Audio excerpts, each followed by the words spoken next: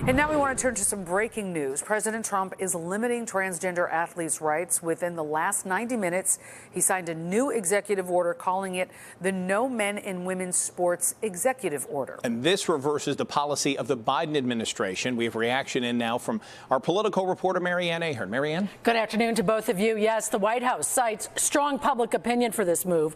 However, the Human Rights Campaign says it will target transgender youth and have a negative impact.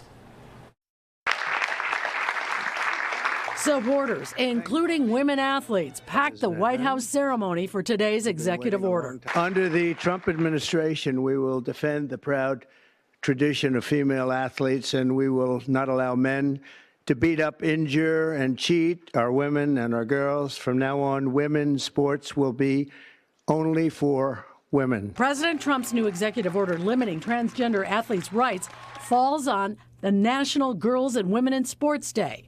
White House Press Secretary Carolyn Leavitt. This common sense action from President Trump ends the disgusting betrayal of women and girls by the previous administration, who for years catered to radical activists who wanted biological males to be treated as women in workplace showers, competitive sports, prisons, and even rape shelters. The executive order directs the Department of Justice to enforce this new order. If universities don't comply, they could lose federal funding and face legal action. Also, the White House expects the NCAA to change their rules.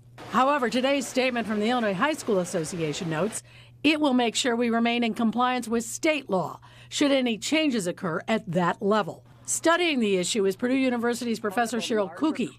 She notes the order could be challenged in the courts. There's 544,000 athletes who are participating. So that's 10 athletes out of 544,000. And then the millions of girls that are participating in high school sports. We're maybe talking about, a handful of athletes. We also learned on a separate issue today, Mayor Johnson, he will be testifying before the House Oversight Committee in Washington on March 5th. This is about the city's sanctuary city status. And not just the mayor of Chicago, but also the mayors of Boston, New York, and Denver will be there.